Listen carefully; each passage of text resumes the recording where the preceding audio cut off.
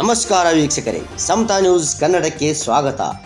ಬೆಳಗಾವಿ ಜಿಲ್ಲೆಯ ಚಿಕ್ಕೋಡಿಯಲ್ಲಿ ಖ್ಯಾತ ನಟ ಹಾಗೂ ಸಾಮಾಜಿಕ ಹೋರಾಟಗಾರರಾದ ಶ್ರೀ ಚೇತನ್ ಅಹಿಂಸಾ ಅವರು ಚಿಕ್ಕೋಡಿಯಲ್ಲಿ ನಡೆದ ಸುದ್ದಿಗೋಷ್ಠಿಯಲ್ಲಿ ಮಾತನಾಡಿದ ಅವರು, ಚಿಕ್ಕೋಡಿ ತಾಲೂಕಿನ ಬಹಳಷ್ಟು ಬಡ ಕುಟುಂಬಗಳ ಕಡೆ ಲಕ್ಷ್ಯ ಕೊಡದೆ ಚಿಕ್ಕೋಡಿ ಸದಲಗ ಶಾಸಕ ಗಣೇಶ್ ಹುಕ್ಕೇರಿ ತಾಲೂಕಿನ ಹಲವು ಭಾಗಗಳಲ್ಲಿ ಗುಡಿಸಲು ಹಾಗೂ ಬೀದಿಗಳಲ್ಲಿ ವಾಸ ಮಾಡುತ್ತಿರುವ ಬಡ ಕುಟುಂಬಗಳ ಕಡೆಗೆ ಲಕ್ಷ್ಯ ಕೊಡದೆ ಅವರನ್ನು ಕೇವಲ ತಮ್ಮ ಲಾಭಕ್ಕಾಗಿ ವೋಟ್ ಬ್ಯಾಂಕ್ ಆಗಿ ಬಳಸುತ್ತಿದ್ದಾರೆ, ಅಲ್ಲದೆ ಶ್ರೀಮಂತರ ಪರವಾಗಿ ಬ್ಯಾಟ್ ಮಾಡುತ್ತಿದ್ದಾರೆ ಎಂದು ಮತ್ತು ಈಗಿನ ಮುಖ್ಯಮಂತ್ರಿಗಳಾದ ಸಿದ್ದರಾಮಯ್ಯನವರು ಸೋಮಾರಿ ಸಿದ್ದು ಆಗಿದ್ದಾರೆ, ಅಲ್ಲದೆ ದಲಿತ ಹಾಗೂ ಬಡ ಸಮುದಾಯಕ್ಕೆ ಬಂದಿರುವ ಹಲವು ಯೋಜನೆಗಳನ್ನು ದುರ್ಬಳಕೆ ಮಾಡಿ ಬೇರೆ ಬೇರೆ ಯೋಜನೆಗಳನ್ನು ರೂಪಿಸುತ್ತಿದ್ದಾರೆ ಎಂದು ಬೆಳಗಾವಿ ಜಿಲ್ಲೆಯ ಚಿಕ್ಕೋಡಿ ತಾಲೂಕಿನಿಂದ ಚಲನಚಿತ್ರ ಖ್ಯಾತ ನಟರಾದ ಹಾಗೂ ಸಾಮಾಜಿಕ ಹೋರಾಟಗಾರರಾದ ಶ್ರೀ ಚೇತನ್ ಅಹಿಂಸಾ ಅವರು ಖಡಕ್ ಸಂದೇಶ ನೀಡಿದ್ದಾರೆ. ಚಿಕ್ಕೋಡಿಯಿಂದ ವರದಿಗಾರರು ಮುಖೇಶ್ ಕುಮಾರ್ ನಂಬುಗೋಡ್. ಮುಂದಿನ ಸುದ್ದಿಯೊಂದಿಗೆ ಮತ್ತೆ ಭೇಟಿಯಾಗೋಣ. ಅಲ್ಲಿವರೆಗೆ ನೋಡ್ತಾ ಇರಿ ಸಮತಾ ನ್ಯೂಸ್ ಕನ್ನಡ ಸುದ್ದಿವಾಹಿನಿಯನ್ನು. ನಮಸ್ಕಾರ. ಬಹುಮತದಲ್ಲಿ ಕೊಟ್ಟಿದ್ದಾರೆ ಈ ಜನ.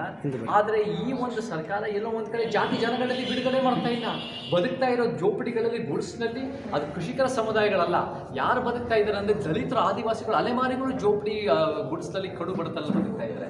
ಆದರೆ ಜನಗಣತಿ ಬಿಡುಗಡೆ ಮಾಡದೆ ಎಲ್ಲೋ ಒಂದು ಕಡೆ ಕೃಷಿಕರ ಸಮುದಾಯಗಳು, ಲಿಂಗಾಯತ ಒಕ್ಕಲಿಗರ ಅವರ ಒಂದು ರೀತಿಯಲ್ಲಿ ಅವರ ಒಂದು ಬೇಡಿಕೆ ತಕ್ಕಂತೆ ಕುಣಿತಾ ಇರೋ ಸಿದ್ದರಾಮಯ್ಯನವರು ನಿಜವಾಗ್ಲೂ ಅಹಿಂದ ರಾಜಕಾರಣಿಗಳಲ್ಲ. ಅವರೆಲ್ಲೋ ಒಂದು ಕಡೆ ಒಂದು ವರ್ಷದಿಂದ ಸೋಮಾರಿ ಸಿದ್ಧವಾಗಿ ಅವ್ರು ಕೆಲಸ ಮಾಡದೆ ಅವ್ರು ಬರೀ ಟ್ಯಾಪೆ ಹಚ್ಚೋ 5 ಸ್ಕೀಮ್ಗಳು, ಅದರಲ್ಲೂ 11,000 ಕೋಟಿ SC ST TSP ದಲಿತರ ಆದಿವಾಸಿ ಹಣ ತೊಗೊಂಡು ಅವ್ರು ಮಾಡ್ತಾ ಇದ್ದಾರೆ.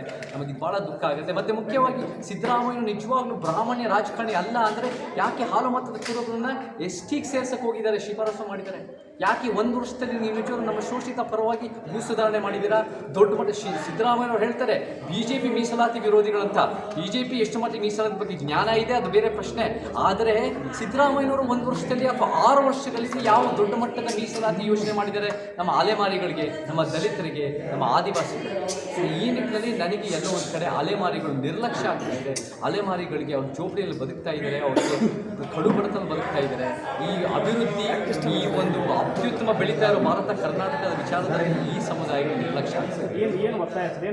ನಮ್ಮ ಒತ್ತಾಯ ಏನು ಅಂದರೆ ಈ ಒಂದು 82 ಕುಟುಂಬ ಸುಡುಗಾಡಿಸಿದ್ರು ಮತ್ತು ಈ ಒಂದು 57 ಕುಟುಂಬ ದುರ್ಗಾ ಮುರುಗಿ ಆ ಸಮುದಾಯದ ಸದಸ್ಯರು ಇಲ್ಲಿ ಬಂದಿದ್ದಾರೆ. ರಾಮನಗರ ಚಿಕ್ಕೋಡಿ ಜಿಲ್ಲೆ ಚಿಕ್ಕೋಡಿ ಊರು ಒಳಗಡೆನೆ ಬದುಕ್ತಾ ಇರೋರಿಗೆ ಹಕ್ಕುಪತ್ರ ಮಾಡಬೇಕು, ಅವ್ರ ಮನೆಗಳು ಕಟ್ಸ್ಕೊಡ್ಬೇಕು, ಅವ್ರ ಮಕ್ಕಳು ಮೊಮ್ಮಕ್ಕಳಿಗೆ ಒಂದು ಉತ್ತಮವಾದ ಶಿಕ್ಷಣ ಕೊಟ್ಟು ಅವ್ರಿಗೂ ಕೂಡ ಸರಿಸಮಾನದ ನಾಗರಿಕರಾಗಿ ಬೆಳೆಯೋಕ್ಕೆ ಒಂದು ಅವಕಾಶ ಸಿಗಬೇಕು. ಬರೀ ಆಳುವ ವರ್ಗ ಅಷ್ಟೇ ಅಲ್ಲ, ನಿಮ್ಮ ರಾಜಕಾರಣಿಗಳು ಶ್ರೀಮಂತರ ಮಕ್ಕಳು, ಈ ಚಿಕ್ಕೋಡಿನಲ್ಲಿ ಶ್ರೀಮಂತರ ಮಕ್ಕಳಿಗೆ ಟಿಕೆಟ್ ಕೊಡ್ತಾ ಇದ್ದಾರೆ. ಅವ್ರ ಕೊಡುಗೆ ಏನಿದೆ? ಅವ್ರ ಕೊಡುಗೆ MP ಕ್ಷೇತ್ರದ ಕೊಡುಗೆ ಏನೂ ಇಲ್ಲದೆ ಇದ್ರೂ ಅವ್ರಿಗೆಲ್ಲ ಕೊಡ್ತೀರಾ. ಆದರೆ ಈ ಸಮುದಾಯಗಳ ಮಕ್ಕಳಿಗೆ ಏನು ಬೆಲೆ ಇಲ್ವಾ? ಈ ಸಮುದಾಯದ ಮಕ್ಕಳಿಗೆ ಒಳ್ಳೆ ಶಿಕ್ಷಣ ಸಿಗಬಾರ್ದಾ? ಇದು ಎಲ್ಲೋ ಒಂದು ಕಡೆ ಮಿಸ್ ಪ್ರಯಾರಿಟೀಸ್, ಬರೀ ಆಳುವ ವರ್ಗದ ಹೊರಗ ಈ ಸರ್ಕಾರ. ಇದು ನಮಗೆ ಭಾಳ ದುಃಖ ಆಗುತ್ತೆ. ನಮ್ಗೆ ಪರಿವರ್ತನೆ ಬೇಕು. ನಾವು ಖಂಡಿತ ಗಣೇಶ್ ಹುಕ್ಕೇರಿ ಅಂತ ನಮ್ಮ ದಲಿತರು, ಅಲೆಮಾರಿಗಳು ಎಲ್ಲರೂ ಹೋಗಿ 6-7 ಸಲ ಮಾತಾಡಿದ್ದಾರೆ. ಅವರೆಲ್ಲ ನಾನು ಇವಾಗ ಕಾಂಟ್ಯಾಕ್ಟ್ ಮಾಡಿದ್ದೀನಿ. ಅವ್ರು ಬೆಂಗಳೂರಲ್ಲಿದ್ದರು, ಅವ್ರ ಫೋನು ಡಿಸ್ಕನೆಕ್ಟ್ ಆಗಿದೆ. ನಾನು ಕೂಡ ಅವ್ರನ್ನ ಭೇಟಿ ಮಾಡಿ ನಿಮ್ಮ ಸರ್ಕಾರನೇ ಇದೆ, 136 ಸೀಟ್ ಕೊಟ್ಟಿದೆ ಈ ಕರ್ನಾಟಕ ಜನತೆ ಕೊಟ್ಟಾಗ 136 ಸೀಟ್ ಅಂದರೆ ಆ ಹಿಂದೆ ಪರವಾಗಿ ಕೆಲಸ ಮಾಡೋಕ್ಕೆ ಕೊಟ್ಟಿದ್ದಾರೆ ಹೊರತು ನೀವು ಬರೀ ನಿಮ್ಮ ಟೈಮ್ ವೇಸ್ಟ್ ಮಾಡಿಕೊಂಡು ನೀವು ಬರೀ ಶ್ರೀಮಂತರ ಪರ ಬ್ಯಾಟ್ ಮಾಡಿಕೊಂಡು ಆಮೇಲೆ ಕೇಂದ್ರ ಸರ್ಕಾರ ಒಂದು ಕೆಲಸಕ್ಕೆ ಬರೋದು ಹೋರಾಟ ಮಾಡ್ಕೊಂಡು ಇರೋದ್ರಿಂದ ನಮಗೆ ಸರಿ. ಪ್ರಮುಖವಾಗಿ ಆಸ್ತಿ ಹಂಚಿಕೆ ಬಗ್ಗೆ ಮಾತಾಡಿದರೆ ಸಾಕಷ್ಟು ವಿರೋಧ ವ್ಯಕ್ತ ಆಯಿತು. ದೇಶದಲ್ಲೇ ವಿರೋಧವಾಗಿದೆ. ಅದನ್ನು ಇನ್ನೂ ಕೂಡ ಚೇತನವರು ಸಮರ್ಥನೆ ಮಾಡ್ತಾರೆ. ಖಂಡಿತ ಸಮರ್ಥನೆ ಮಾಡಿದೆ. ಆಸ್ತಿ ಮರು ಹಂಚಿಕೆ ನಮ್ಮ ಸಂವಿಧಾನದ ಪೀಠಿಕೆಯಲ್ಲಿ ಆರ್ಥಿಕ ನ್ಯಾಯ ಅನ್ನೋದಿದೆ. ಆಸ್ತಿ ಮರು ಹಂಚಿಕೆ ನಮ್ಗೆ ಅಗತ್ಯ ಇದೆ. ಪಿತ್ರಾರ್ಜಿತ ತೆರಿಗೆ ಹಾಕಬೇಕು. ಇವತ್ತಿನ ದಿನ ಒಬ್ಬ ಕಾಂಗ್ರೆಸ್ ಸದಸ್ಯನ ಹತ್ರ 60 ಕೋಟಿ, ಕಾಂಗ್ರೆಸ್ MLA, ಸಾಧಾರಣ ಕಾಂಗ್ರೆಸ್ MLA ಅಂತ, ಸಾಧಾರಣ BJP MLA ಅಂತ 17 ಕೋಟಿ, ಸಾಧಾರಣ JDS MLA ಅಂತ 23 ಕೋಟಿ. ಇವ್ರ ಹತ್ರ ಇಷ್ಟೊಂದು ದುಡ್ಡು ಇರುವಾಗ ಇವ್ರು ಮರು ಹಂಚಿಕೆ ಮಾಡಲ್ಲ. ಇವ್ರಿಗೆ ಮರು ಹಂಚಿಕೆ ಮಾಡಿಸ್ಬೇಕು. ಜನರಿಗೆ ಒಂದು ಭೂಮಿ ಮೇಲೆ, ಅವರ ಐಷಾರಾಮಿ ಗಾಡಿಗಳ ಮೇಲೆ, ಅವ್ರ ಪಿತ್ರಾರ್ಜಿತ ಆಸ್ತಿ ಮೇಲೆ ತೆರಿಗೆ ಹೆಚ್ಚು ಮಾಡಿ ಅದನ್ನು ನಮ್ಮ ಅಲೆಮಾರಿ ಸಮುದಾಯಗಳು, ನಮ್ಮ ದಲಿತ ಸಮುದಾಯಗಳು, ನಮ್ಮ ಆದಿವಾಸಿ ಸಮುದಾಯಗಳು ಯಾರ್ಯಾರು ಕಡುಬಡತನದಲ್ಲಿ ಬದುಕ್ತಾ ಇದ್ದಾರೆ ಅವರಿಗೆ ಮರುಹಂಚಿಕೆ ಮಾಡಲೇಬೇಕು. ಭೂ ಸುಧಾರಣೆಯೂ ಆಗಬೇಕು, ದೊಡ್ಡ ಮಟ್ಟದ ಬದಲಾವಣೆ ಆಗಬೇಕು. ಇದು ಸಂವಿಧಾನದ ಪೀಠಿಕೆಯಲ್ಲಿದೆ. ಇದನ್ನು ನೆಗ್ಲೆಕ್ಟ್ ಮಾಡೋರು, ಇದನ್ನು ವಿರೋಧ ಮಾಡೋರು ನಿಜವಾದ ಸಂವಿಧಾನದ ಪೀಠಿಕೆ ವಿರುದ್ಧ ಇದ್ದಾರೆ. ನಾವೆಲ್ಲರೂ ಆರ್ಥಿಕ ಮರುಹಂಚಿಕೆ ಬಗ್ಗೆ ಪರ ಅಲ್ಲಿ ನಾನು ಕುಟುಂಬಸ್ಥರಿಗೆ ಹೇಳಿದ್ದೀನಿ, ನಾವೆಲ್ಲರೂ ಸೇರಿ ಹೋರಾಟ ಮಾಡಬೇಕು. ನಿಮಗೆ ಕಷ್ಟ ಆಗಿದೆ ಅನ್ನೋ ಕಾರಣಕ್ಕೆ ನಿಮ್ಮ ಮಕ್ಕಳು, ಮೊಮ್ಮಕ್ಕಳು, ಮರಿ ಮಕ್ಕಳಿಗೆ ಕಷ್ಟ ಆಗಬಾರ್ದು.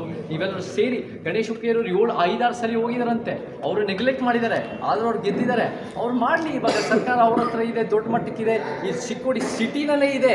ಎಲ್ಲೋ ದೂರದಲ್ಲಿ ಇದ್ದರೆ ನಾವು ಅವಾಗ ಏನೋ ಒಂದು ನೋಡಿಲ್ಲ ಅಂತ ಹೇಳ್ಬೋದು. ಸಿಟಿ ಒಳಗೆ ರಾಮನಗರ, ಆಶ್ರಯ ನಗರ ಅಂತ ಇರೋ ಕಡೆನೂ ಗುಡಿಸ್ತಾ ಇರೋದ್ರಲ್ಲಿ ನಮಗೆ ಕಾಣ್ತಾ ಇಲ್ಲ. ಪ್ರಮುಖವಾಗಿ ಅಲ್ಲಿ ಭಿಕ್ಷಾಟನೆ ಹೆಚ್ಚಾಗಿರೋದು ಸರ್. ಅಲ್ಲಿ ಜನರನ್ನು ಸಾಕಷ್ಟುವಾಗಿ ಜನರನ್ನು ಸಾಕಷ್ಟುವಾಗಿ ಭಿಕ್ಷೆಗೆ ಬೇಡುವಂಥ ಕೆಲಸ ಅವ್ರು ನಮ್ಮ ಮನೆಯವ್ರು ಕಳಿಸ್ತಾರೆ ಅಂತೇಳಿ ಅವ್ರು ಹೇಳ್ತಾರೆ ಸರ್. ಅದ್ರ ಬಗ್ಗೆ ಯಾವ ರೀತಿ ಹೋರಾಟ? ಅಲ್ಲಿ ಭಾಳ ಕಷ್ಟದಲ್ಲಿ ಬದುಕ್ತಾ ಇದ್ದಾರೆ, ಭಿಕ್ಷಾಟನೆ ಮಾಡ್ತಾ ಇದ್ದಾರೆ. ಅವ್ರಿಗೆ ಒಂದು ಬರೀ ಕೂದಲು ಕಟ್ ಮಾಡಿ ಬಿಗ್ಗಿಗೆ ಯೂಸ್ ಮಾಡ್ತಾ ಇದ್ದಾರೆ, ಮತ್ತು ಸ್ಕ್ರ್ಯಾಪ್ ಮೆಟಲ್ ಮಾಡ್ತಾರೆ. ಅವ್ರ ಬದುಕೇ ಭಾಳ ಕಷ್ಟ. ಮತ್ತು ಅವರಿಗೆ ಒಂದು ನೀರಿನ ಫೆಸಿಲಿಟಿ ಇಲ್ಲ. ನಮಗೆ ಒಂದು ನೀರು ನಿಂತು ಹೋದರೆ ಒಂದು ದಿನ ಅಥವಾ ಅರ್ಧ ದಿನ ಎಷ್ಟು ಕಷ್ಟ ಆಗುತ್ತೆ. ಅವರು 25, 30, 40 ವರ್ಷ ಅವ್ರು ನೀರಿಲ್ಲದೆ ಬದುಕ್ತಾರೆ, ಕರೆಂಟ್ ಇಲ್ಲದೆ ಬದುಕ್ತಾರೆ, ಸೋಲಾರ್ ಪವರ್ ಯೂಸ್ ಮಾಡ್ತಾರೆ. ಆ ಜೋಪಡಿಗಳೆಲ್ಲ ಅಷ್ಟು ಕಷ್ಟ ಇದ್ದರೂ ಕೂಡ ಈ ಸರ್ಕಾರ, ಈ ಆಳುವ ಸರ್ಕಾರಕ್ಕೆ ನೆಗ್ಲೆಕ್ಟ್ ಇದೆಯಲ್ಲ, ರಾಜಕಾರಣಿಗಳು ಏನೋ ಮಾಡಬೇಕು. ಅವ್ರಿಗೆ ನ್ಯಾಯ ಸಿಗೋವರೆಗೂ ಹೋರಾಟ ಮಾಡ್ತಾರೆ. ನ್ಯಾಯ ಸಿಗೋವರೆಗೂ ನಾವು ಫಾಲೋ ಅಪ್ ಮಾಡಿ ಅದನ್ನು ಹೋರಾಟಕ್ಕೆ ಚೇತರಿಸ್ಕೊಳ್ತೀವಿ, ಅದನ್ನು ಹೋರಾಟ ಮಾಡೋಕ್ಕೆ ರೆಡಿ ಆಡ್ಕೊಳ್ತೀವಿ. ನಾವು ಅದನ್ನು ಮುಂದುವರಿಸ್ತೀವಿ. ಇದಕ್ಕೆ ನಮ್ಗೆ ನ್ಯಾಯ ಬೇಕೇ ಬೇಕು. ಇವರು ಕೂಡ ಕೃಷ್ಣ ಅವರು ಅಲ್ಲಿರೋ ಒಂದು ಸದಸ್ಯರು, ಸುಡ್ಗಾಡಿಸಿದ್ರು ಸದಸ್ಯರು. ಅವರು ಅಲ್ಲಿ ನಮಗೆ 87 ಕುಟುಂಬ ಸುಡ್ಗಾಡಿಸಿದ್ರು. ಮತ್ತು 57 ದುರ್ಗಾ ಮುರುಗಿ ಜೋಪಡಿಯಲ್ಲಿ ಬದುಕ್ತಾ ಇದ್ದಾರೆ. ಅವರೆಲ್ಲರಿಗೂ ಹಕ್ಕುಪತ್ರ, ಮನೆಗಳು ಸಿಗ್ತವೆ. ಓಕೆ.